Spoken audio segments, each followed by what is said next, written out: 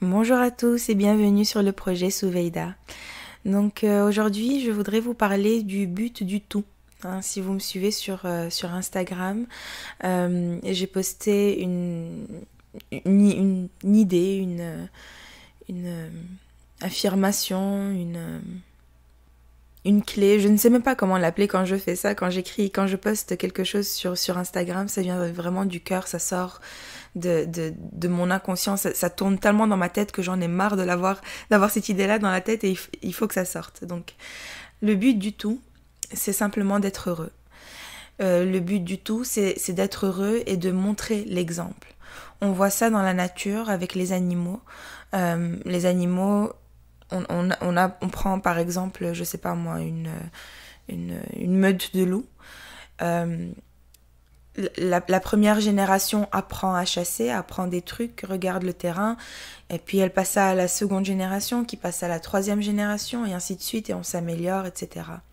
Sauf que la différence avec les animaux, c'est que les humains, on a un libre arbitre, on a des facultés cognitives, on a un esprit, on communique, on fabrique, hein, on modèle la matière pour arriver à un résultat qui nous satisfait. Ce que la nature n'a pas. Le but du tout, c'est d'arriver à vibrer à la fréquence de l'amour, qui est une fréquence génératrice, qui est une fréquence créatrice. Le fait de vibrer aussi haut, de vibrer l'équilibre, de vibrer l'harmonie, la joie, ça vous permet d'avoir une lumière complètement différente qui émane de vous. Je ne sais pas si on vous l'a déjà dit pendant un moment où est-ce que vous vous sentiez heureux, béat, que vous vous sentiez tellement bien que vous souriez constamment et c'est une seconde nature, c'est juste les muscles sourient. On ne sait pas pourquoi, on est là, on sourit. Et qu'une autre personne vienne et vous dise « Oh mon Dieu, mais tu as l'air magnifique aujourd'hui, tu rayonnes, mais qu'est-ce que c'est quoi ton secret ?»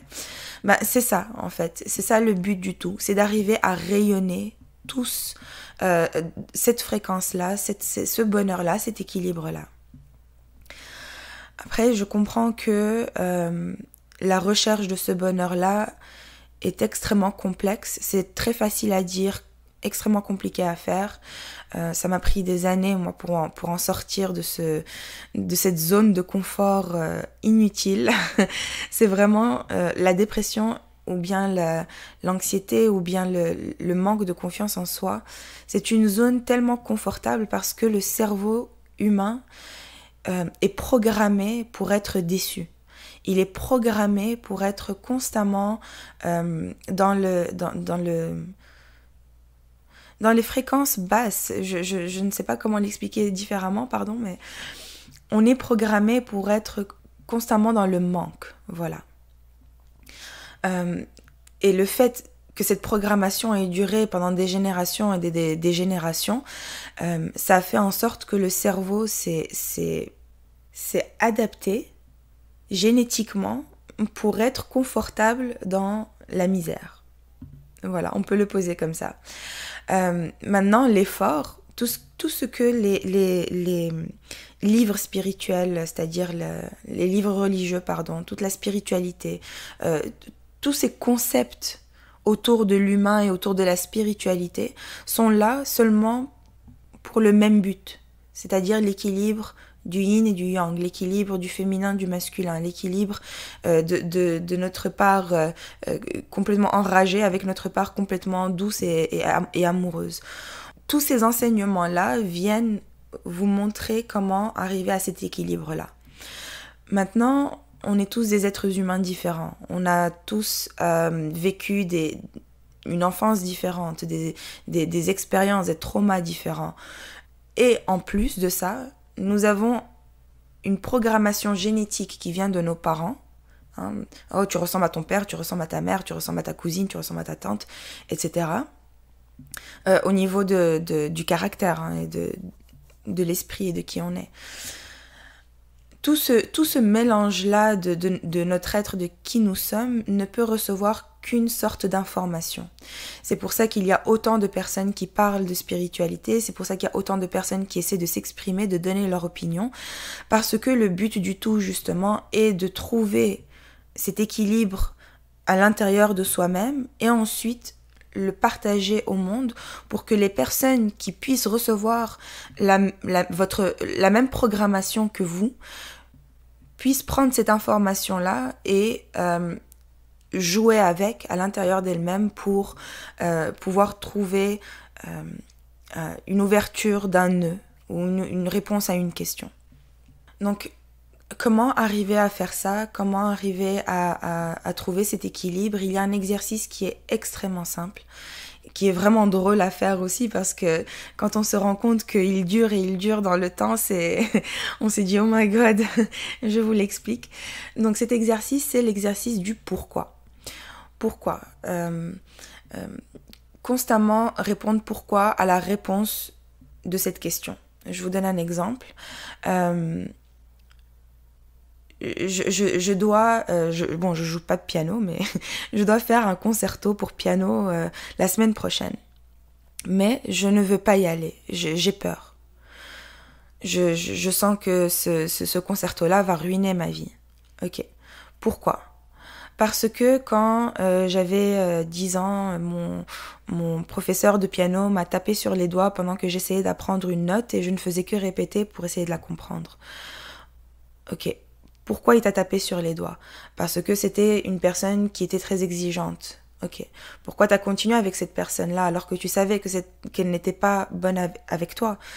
Mes parents m'ont obligée à garder ce professeur malgré le fait qu'il soit sévère. Ils pensaient qu'il allait me permettre d'avoir du talent plus rapidement. Ok, pourquoi tes parents ont pensé comme ça? Oh, parce que eux, ils sont petits-enfants d'anciens combattants du Vietnam par là-bas, puis ils ont été élevés d'une manière très stricte, très rigoureuse, que le résultat n'arrive que par la souffrance. Voilà. On a compris le pourquoi du fait que je vais avoir le trac, que je ne veux pas aller sur le podium pour aller jouer mon piano, un instrument que j'adore et qui me permet de m'évader. Donc au final, on se rend compte que ce trac-là ne nous appartient pas, que cette peur-là ne nous appartient pas. C'est une peur qui appartient à mes parents, à la génération de mes parents, à la génétique directe de mes parents par leurs grands-parents qui, eux, ont vécu un traumatisme et qui l'ont passé à leurs enfants, etc. Mais moi, je suis une personne diluée de cette histoire-là, c'est-à-dire qu'il y a plusieurs autres générations avant moi, entre moi, et celle qui a vécu ce trauma-là. Donc c'est à moi de venir et nettoyer cette chose-là parce que je l'ai comprise. J'ai finalement pu mettre le doigt sur qu'est-ce qui s'est passé et pourquoi ça s'est passé et comment ça s'est passé. Et j'ai pu juste relâcher. Le principe du Ho'oponopono, c'est un peu ça aussi. C'est se rendre compte qu'une chose qui ne nous appartient pas, on lui dit merci d'avoir existé, tu m'as permis de comprendre certaines choses aujourd'hui. Pardon de ne pas t'avoir vu plus tôt, pardon de ne pas avoir pris le temps de te regarder, de te comprendre. Je sais plus c'était quoi les autres. Pardon, merci, je m'excuse, bref.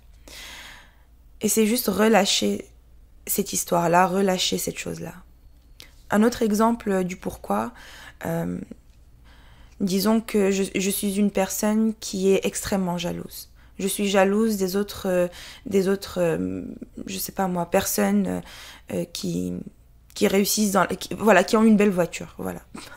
J'ai une petite Mitsubishi, mais j'aime bien les belles voitures, mais ça arrivera, ça arrive, voilà, ça arrive. Faut changer le langage. Bref. Voilà, je suis une personne jalouse des autres qui ont une belle voiture.